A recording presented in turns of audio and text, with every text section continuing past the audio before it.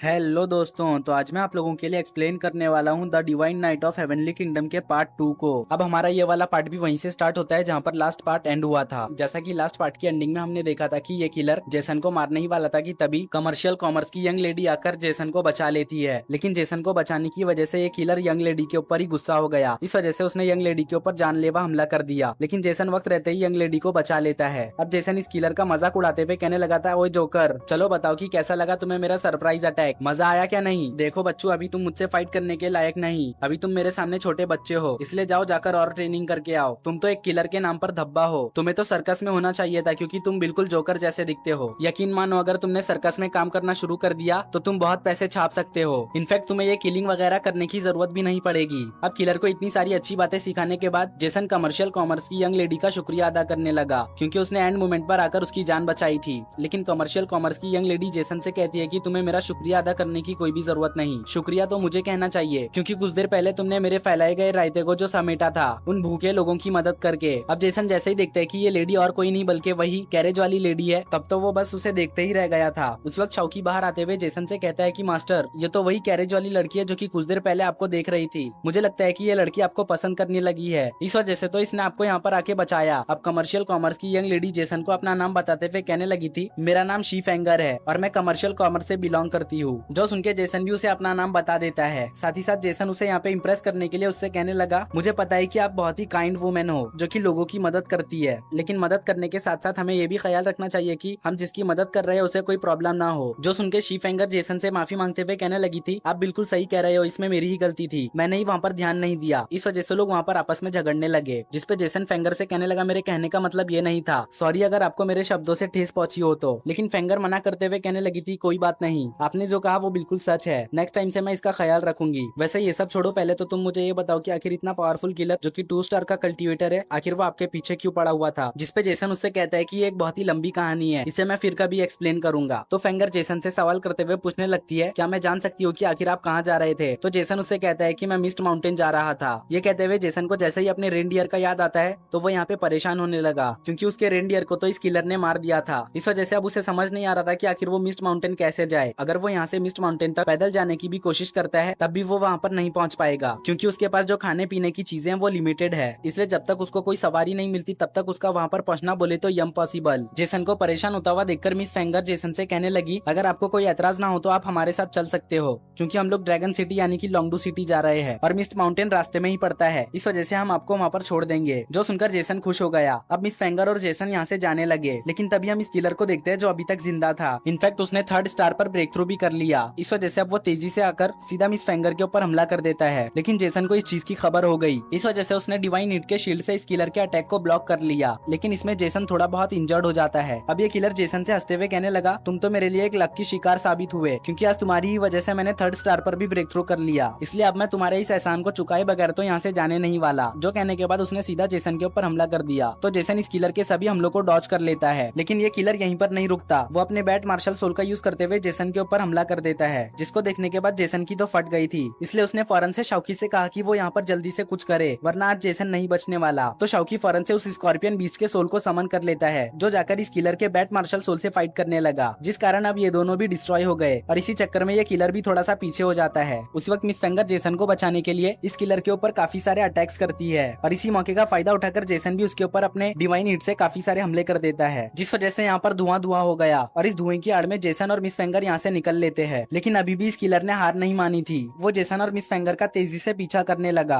अब इसी के साथ हमारा सीन शिफ्ट होकर ली फैमिली के ऊपर आता है, जहाँ पर लीबाओ के फादर यानी कि लिन फैमिली के फिलहाल के एक्टिंग चीफ अपने सामने बैठे लिन फैमिली के यंग मास्टर लिन गोंगजी से कहने लगा, मास्टर मैंने जो आपको लास्ट टाइम गिफ्ट दिया था आखिर आपने उसका क्या किया? तो यंग मास्टर कहने लगता है, मैंने उसे ड्रैगन सिटी के लॉर्ड को दे दिया। जो सुनके लीबाओ का फादर लिन फैमिली के यंग मास्टर से कहने लगता है, आखिर आपने इतनी कीमती चीज ड्रैगन सिटी के लॉर्ड को कैसे दे दिया? आपको पता भी है उस चीज को हासिल करने के लिए मैंने अपनी फैमिली की पूरी आधी वेल्थ उसके ऊपर लगा दी थी, तो आखिर आप उसे इतनी आसानी से किसी और को कैसे दे सकते हो? जिसपे यंग मास्टर लीबाओ के फादर से कहने लगा था, देखो अगर तुम्हें पावरफुल फैमिलीज के साथ रिश्ते बनाने हैं तो उसके लिए तुम्हें इन्वेस्ट तो करना ही होगा। ये चीज तुम्हारे लिए कोई नुकसान की नहीं है, तुम इसे अपना फ्यूचर इन्वेस्टमेंट समझ सकते हो। अभी ये दोनों आपस में इसी तरह से गुफ्तगू कर ही रहे थे कि तभी इस जगह पर लिंगलोंग तेजी से अंदर आकर अपने सेकंड अंकल के पास जोर जोर से रोने लगी और उससे कहने लगी कि अंकल आखिर आपने मेरी मदर को सजा क्यों दिया? प्लीज मेरी मदर को छोड़ दीजिए, अगर आप चाहे तो उनके बदले मुझे सजा दे सकते हो। लिंगलोंग को यहाँ पर देखकर लीबाओ का फादर उससे कहने लगा, लगा, बेवकूफ कहीं की, आखिर तुम्हारी हिम्मत कैसे भी मेरे स्पेशल गेस्ट के सामने इतना बड़ा हंगामा खड़ा करने की। जो कहते हुए वो लिंगलोंग को मारते हुए खुद से दूर कर देता है और अपने सबऑर्डिनेट से कहता है कि वो लिंगलोंग को लेकर जाकर इसकी माँ की तरह ही इसे कैद कर दे। जो सुनकर लिबाओ के फादर के सबऑर्डिनेट लिंगलोंग को लेकर जाकर कैद कर देते हैं। जिसके बाद अब लिन फैमिली का यंग मास्टर यहाँ से जाते हुए लिबाओ के फादर से कहने लगा, मैं आराम करने के लिए जा रहा हूँ, इस वजह से मुझे डिस्टर्ब मत करना, लेकिन हाँ अगर मेरा किलर वापस आया तो मुझे फौरन से खबर कर देना। जो सुनकर लिबाओ का फादर उससे कहता है कि आप बेफिक्र हो जाए, वो जैसे ही जेसन को मारकर वापस आएगा मैं आपको फौरन से खबर कर दूंगा। इसी के साथ हमारा सीन शिफ्ट होकर जेसन और मिस फेंगर के ऊपर आता है, जो कि लिन फैमिली के किलर से बचकर भाग रहे थे। लेकिन ये किलर भी बहुत ही ज्यादा ढीठ था, वो तो इन दोनों का पीछा छोड़ने का नाम ही नहीं ले रहा था। जिस वजह से अब जेसन फौरन से यूटर्न मारते हुए इस किलर के ऊपर अपने डिवाइन हीट से हमला करने चला गया। लेकिन अब जेसन और इस किलर के कल्टीवेशन लेवल में एक बहुत ही बड़ा गैप आ चुका था। इस वजह से इस किलर ने जेसन को बहुत ही आसानी से घायल कर दिया। जो देखते साथ ही मिस फेंगर भी उसके ऊपर हमला करने लगी। लेकिन ये किलर बहुत ही तेजी से मिस फेंगर के सभी हमलों को डॉच करते हुए मिस फेंगर के बहुत ही ज्यादा करीब आ जाता है और अब वो मिस फेंगर को घायल करने ही वाला था कि उसी वक्त जेसन ने अपने डिवाइन हीट से इस किलर के सर के ऊपर वार कर दिया, जिस कारण इस किलर को बहुत ही ज्यादा गुस्सा आ जाता है। वहीं पे जेसन उल्टा इस किलर को जोकर बोल के चिढ़ा रहा था। साथ ही साथ वो उससे कह रहा था कि तुम्हारा टारगेट मैं हूँ, इसलिए तुम वहाँ क्या कर रहे हो, चलो जल्दी से आओ और मुझे पकड़ कर दिखाओ। अब जेसन को उकसाने की वजह से इस किलर का गुस्सा तो 7वें आसमान में पहुंच चुका था। इस वजह से वो बिना वक्त गवाए तेजी से जेसन का पीछा करने लगा। साथ ही साथ वो उसके ऊपर काफी सारे स्लैश अटैक भी करता है, लेकिन जेसन ने इस किलर के सभी स्लैश अटैक को डॉच कर लिया। वहीं पे मिस फेंगर भी इस किलर का पीछा कर रही थी,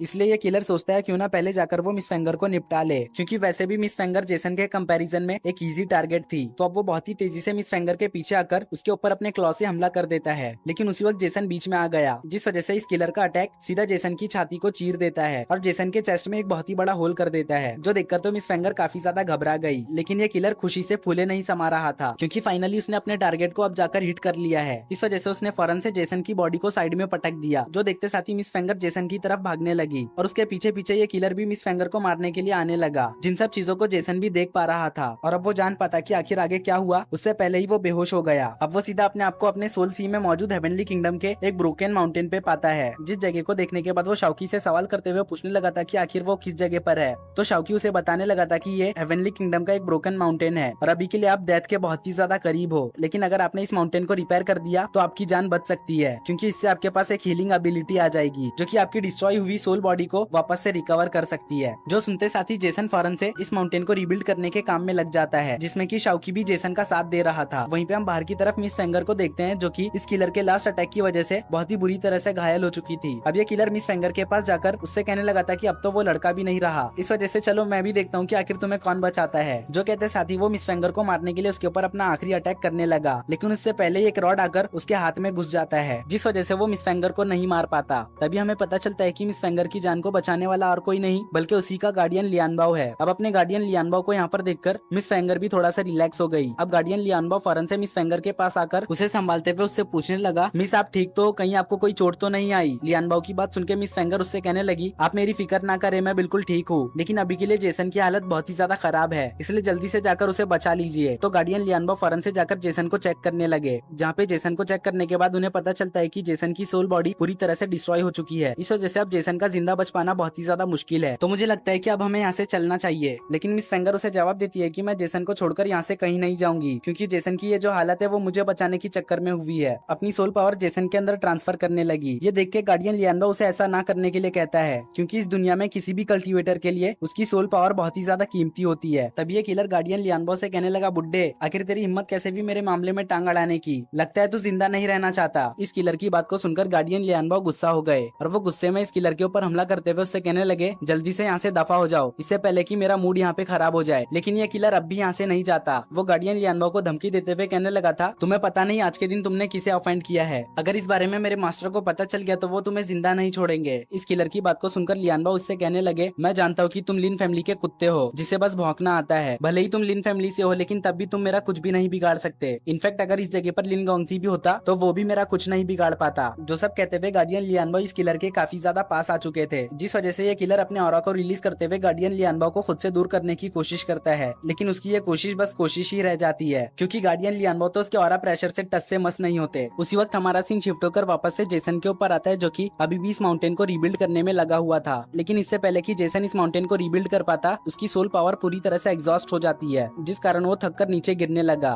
लेकिन उसी वक्त फेंगर की सोल पावर आकर जेसन को सपोर्ट करने लगी, जिस वजह से जेसन को यहाँ पर थोड़ा बेहतर फील होने लगा। तभी शाओकी जेसन से कहने लगा, मास्टर शायद से कोई अपनी सोल पावर आपकी बॉडी में ट्रांसफर कर रहा है, इस वजह से आपको भी इस मौके का फायदा उठाते हुए फौरन से अपना काम मुकम्मल कर लेना चाहिए। जो सुनते ही जेसन अपनी पूरी ताकत का यूज करते हुए इस माउंटेन को रिबिल्ड करने लगा। अब कुछ ही देर में जेसन इस माउंटेन को रिबिल्ड कर लेता है, जिस वजह से इस माउंटेन का तो पूरा हुलिया ही चेंज हो चुका था। अब ये माउंटेन पहले जैसा नहीं रहा, ये माउंटेन बहुत ही ज्यादा खूबसूरत हो चुका था और इस माउंटेन की खूबसूरती को तो जेसन देखते ही रह जाता है। वहीं पे हम बाहर की तरफ मिस फेंगर को देखते हैं, जिसकी हालत बहुत ही ज्यादा खराब हो गई। इस वजह से वो यहाँ पर बेहोश हो जाती है, क्योंकि उसने अपनी काफी सारी सोल पावर जेसन के बॉडी में ट्रांसफर कर दी थी, इसलिए अब वो एग्जॉस्ट हो चुकी थी। जो देखकर तो गार्डियन लियानबाओ को उसकी फिक्र होने लगी। उसी वक्त जेसन की सारी इंजरीज हील होते हुए जेसन की डिवाइन नीड भी अपग्रेड हो गई, साथ ही साथ उसे एक न्यू हीलिंग स्किल भी मिल जाती है, जिस वजह से अब वो यहाँ पे काफी ज्यादा खुश हो चुका था। वो खुश होते हुए कहने लगा, अगर इस मर्तबा वो जोकर भी मुझसे फाइट करने के लिए आ गया तो मैं बहुत ही आसानी से उसे हरा दूंगा। ये कहते ही जेसन को याद आता है कि जब वो बेहोश हो रहा था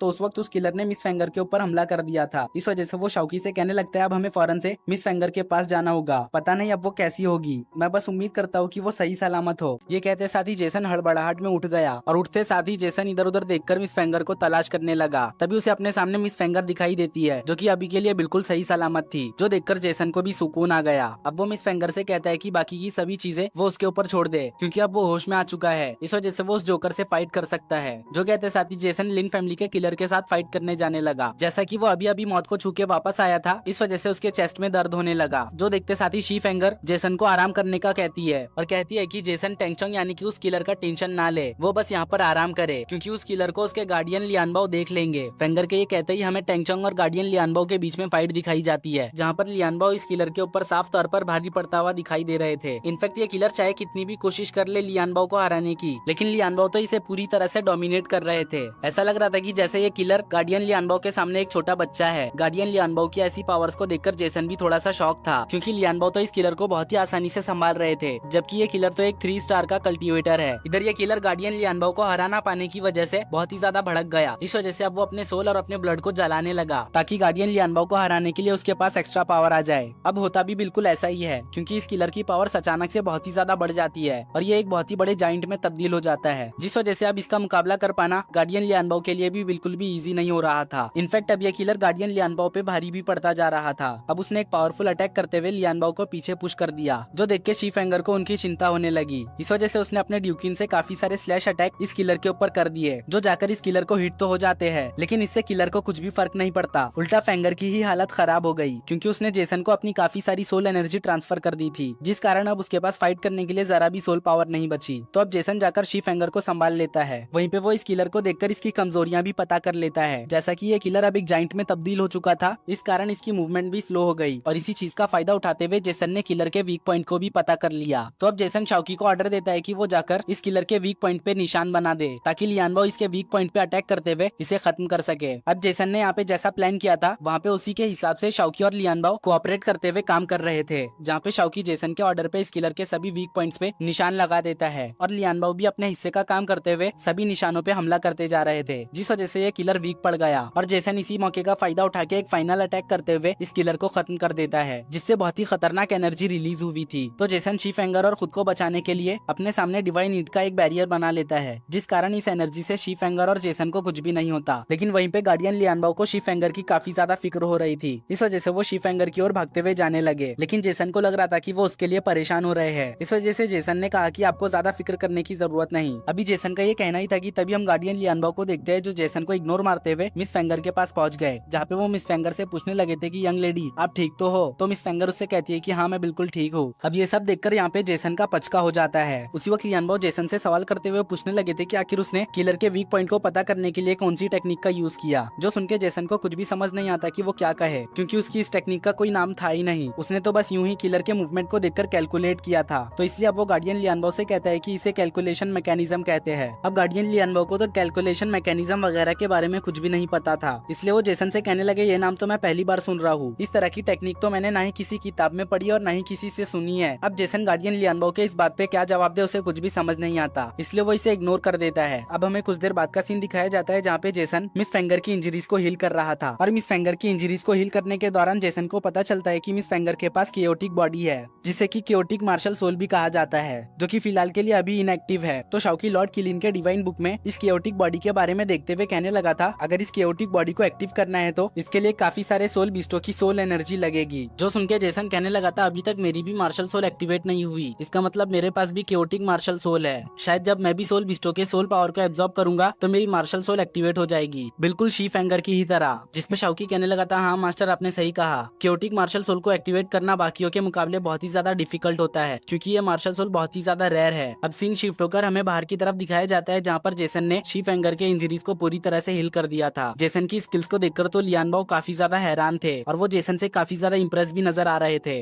इसी वजह से उन्होंने जेसन से पूछा कि आखिर ये कौन सी स्किल थी जिसका यूज करते हुए उसने अभी मिस फेंगर को हील किया। तो जेसन जवाब देता है कि उसने जिस स्किल को यूज किया है वो हेवनली हीलिंग स्पिरिचुअल टेक्निक है। हेवनली हीलिंग स्पिरिचुअल टेक्निक का नाम सुनकर तो शी फेंगर काफी ज्यादा हैरान थी, क्योंकि ऐसा कहा जाता है कि इस टेक्निक को बस वही लोग यूज कर सकते हैं जिसके पास केओस पावर हो। तो जेसन मुस्कुराते हुए शी फेंगर से कहने लगा था, हाँ मेरे पास केओस पावर है और इसको पाने के लिए मुझे काफी सारी पापड़े बेलनी पड़ी। इनफैक्ट इसके लिए मुझे जिंदगी और मौत के फेज से होकर भी गुजरना पड़ा, तब जाकर मुझे ये टेक्निक हासिल हुई है। गाइस वो यहाँ पर इसी तरह से बड़ी बड़ी बातें करते हुए शी फेंगर को इम्प्रेस करने की कोशिश कर रहा था। अब वो शी फेंगर को बताता है कि उसके पास भी केओटिक बॉडी है, जिस वजह से वो भी केओस पावर का यूज कर सकती है, लेकिन अभी के लिए जो उसकी केओटिक बॉडी है वो एक्टिवेट नहीं हुई है। लेकिन अभी के लिए जेसन के पास उसकी केओटिक बॉडी को एक्टिवेट करने का एक तरीका है, इसलिए उसे फिक्र करने की जरूरत नहीं। जब मिस्ट माउंटेन का उसका काम खत्म हो जाएगा तो वो ड्रैगन सिटी आकर उसकी केओटिक बॉडी को एक्टिवेट करने में उसकी हेल्प करेगा, क्योंकि शी फेंगर ने उसकी जान जो बचाई है। अगर उस वक्त फेंगर ने अपनी सोल पावर जेसन को ना दी होती तो आज जेसन जिंदा नहीं होता। इसलिए जेसन को चाहे जो कुछ भी क्यों ना करना पड़े, वो हमेशा फेंगर का साथ देगा। जेसन के मुंह से ये बात सुनकर मिस फेंगर थोड़ी सी शर्माने लगी। उसी वक्त गार्डियन लियानबाओ कबाब में हड्डी बनते हुए जेसन से कहने लगा, देखो बच्चे मैं जानता हूँ कि तुम मिस फेंगर की फायदे की बात कर रहे हो, लेकिन तुमने जो अभी प्रोसेस बताया है वो बहुत ही ज्यादा खतरनाक है, जिसमें कि मिस फेंगर की जान को भी खतरा हो सकता है। तो जेसन लियानबाओ से कहते हैं कि सीनियर आपको फिक्र करने की जरूरत नहीं, मैं इस फील्ड में बहुत ही ज्यादा माहिर हूँ, इसलिए आप इन सब चीजों को मुझ पर छोड़ सकते हो। मेरा यकीन करें, मेरे अलावा शायद ही कोई ऐसा पर्सन होगा जो कि मिस फेंगर की केओटिक बॉडी को एक्टिवेट कर पाएगा। तो आप चाहो या ना चाहो मुझ पर आपको भरोसा करना ही होगा। जेसन के ये कहते ही हमें आधी रात का सीन दिखाया जाता है, जहाँ पे जेसन मुस्कुराते हुए खुली आंखों से सपना देख रहा था। तो शाओकी उससे सवाल करते हुए पूछने लगा था, मास्टर कहीं आप मिस फेंगर के बारे में तो नहीं सोच रहे? अगर मैं सच कहूँ तो मिस फेंगर बहुत ही ज्यादा खूबसूरत है। तो जेसन कहता है कि हाँ तुम बिल्कुल सही कह रहे हो, मिस फेंगर तो बिल्कुल एक परी की तरह खूबसूरत है। अभी जेसन ने ये कहा ही था कि तभी मिस फेंगर उसके पास आ गई। इस वजह से जेसन यहाँ पे काफी ज्यादा हड़बड़ा गया। अब मिस फेंगर उससे पूछने लगी थी कि आखिर अब तक वो सोया क्यों नहीं। मिस फेंगर के इस सवाल का जेसन के पास कोई भी आंसर नहीं था। इस वजह से वो सीधा बात को पलटते हुए मिस फेंगर से पूछने लगा कि वो अचानक से कैरेज से बाहर क्यों आ गई। तो मिस फेंगर जेसन के पास बैठते हुए उससे कहने लगती है, मैं जानती हूँ कि कल के दिन तुम मिस्ट माउंटेन की ओर रवाना हो जाओगे, तो बस मैं तुमसे ये पूछने आई थी कि क्या मैं भी तुम्हारे साथ चल सकती हूँ। ये सुन के जेसन काफी ज्यादा हैरान हो गया। वो मिस फेंगर से कहने लगा, आखिर तुम मेरे साथ क्यों जाना चाहती हो? मिस्ट माउंटेन बहुत ही ज्यादा खतरनाक है, अगर तुम मेरे साथ जाओगी तो तुम्हें काफी सारे खतरों का सामना करना होगा। तो शी फेंगर कहती है कि मैं इन सभी खतरों का सामना करने के लिए तैयार हूँ, क्योंकि अभी की जो मेरी सिचुएशन है वो करो या मरो वाली है। अब शी फेंगर की ऐसी बात सुन के जेसन को कुछ भी समझ नहीं आता। तो शी फेंगर उसे अपनी कहानी बताने लगी। दरअसल बात यह है कि जब मैं ड्रैगन सिटी जाऊंगी तब मेरे फादर फैमिली के फायदे के लिए मेरी पॉलिटिकल मैरिज करवा देंगे,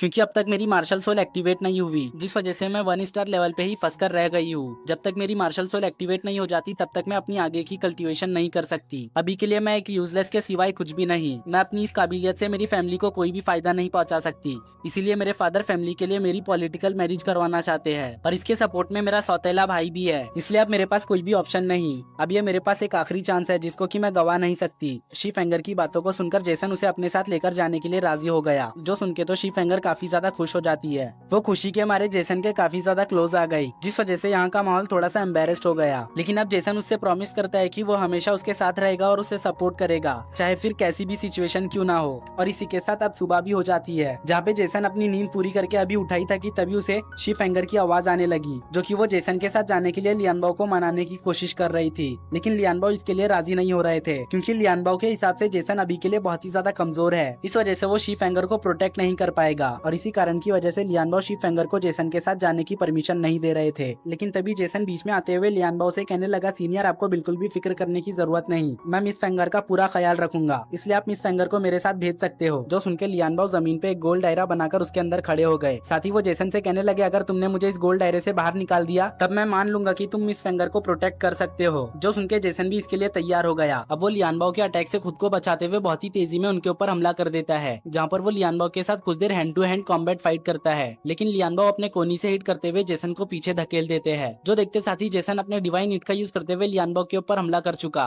लेकिन लियानबाओ ने जेसन के डिवाइन ईट से खुद को बचाते हुए जेसन के ऊपर काउंटर अटैक कर दिया। तो जेसन अपने डिवाइन ईट का एक प्रोटेक्टिव बैरियर बनाते हुए लियानबाओ के अटैक से खुद को प्रोटेक्ट कर लेता है। लेकिन लियानबाओ का अटैक काफी ज्यादा पावरफुल था, जिस वजह से वो जेसन के शील्ड के साथ टकराते साथ ही एक जोरदार एनर्जी रिलीज करता है, जिससे कि खुद लियानबाओ भी नहीं बच पाते। इनफैक्ट उनका एक पैर दायरे से बाहर भी हो गया, लेकिन वक्त रहते ही वो दायरे के अंदर आ गए। अभी उन्होंने खुद को संभाला ही था कि उसी वक्त जेसन ने उनके ऊपर मल्टीपल डिवाइन ईट से हमला कर दिया। तो वो अपने वेपन का यूज करते हुए जेसन के मल्टीपल ईटों से खुद को बचा लेते हैं। लेकिन जेसन यहीं पर नहीं रुकता, वो वापस से जाकर लियानबाओ के साथ हैंड टू हैंड फाइट करने लगा, जिसमें कि जेसन ने लियानबाओ के वेपन को लियानबाओ से दूर कर दिया। तो अब लियानबाओ अपने वेपन को लेने के लिए जंप करते हैं, लेकिन जेसन उन्हें अपने वेपन को लेने नहीं देता और अपने डिवाइन ईट से हमला करते हुए उन्हें डिस्ट्रैक्ट कर देता है। साथ ही साथ वो उनके वेपन को भी ले लेता है। बट इधर लियानबाओ भी कोई कच्चे खिलाड़ी नहीं थे, उन्होंने भी जेसन के डिवाइन ईट को कंट्रोल करते हुए अपने कब्जे में ले लिया। लेकिन अब काफी ज्यादा देर हो चुकी थी, क्योंकि उसी वक्त जेसन ने लियानबाओ के ऊपर अपने पंच से हमला कर दिया, जिसको ब्लॉक करने के चक्कर में लियानबाओ सर्कल से बाहर हो गए। और अब जेसन ने साबित कर दिया था कि वो मिस फेंगर को प्रोटेक्ट कर सकता है। जेसन की काबिलियत को देखकर लियानबाओ काफी ज्यादा खुश थे। अब उन्हें यकीन हो चुका था कि जेसन मिस की हिफाजत करने के लायक है, इसलिए वो हंसते हुए कहने लगे थे, जेसन तुम्हारा फ्यूचर बहुत ही ज्यादा ब्राइट है, तुम फ्यूचर में आसमान के वो परिंदे बनोगे जिसको कोई भी कैच नहीं कर पाएगा। जो कहकर लियानबाओ जेसन को उसका डिवाइन ईट लौटा देते हैं। तो जेसन भी बहुत ही रिस्पेक्ट के साथ लियानबाओ को उनका वेपन दे देता है। तो लियानबाओ अपने वेपन को लेने के साथ जेसन को एक टोकन देते हैं, जो कि सफर में ये टोकन जेसन के लिए क्रेडिट कार्ड की तरह काम करेगा। लेकिन ये देने के साथ ही वो जेसन के बहुत ही ज्यादा करीब आकर उसके कान में उससे कहते हैं कि अगर इस सफर में मिस को कोई भी परेशानी हुई और इस बारे में मुझे पता चला तो मैं तुम्हें बिल्कुल भी जिंदा नहीं छोड़ूंगा, मैं तुम्हारे सर के टुकड़े टुकड़े कर दूंगा, इसलिए थोड़ा सावधान रहना।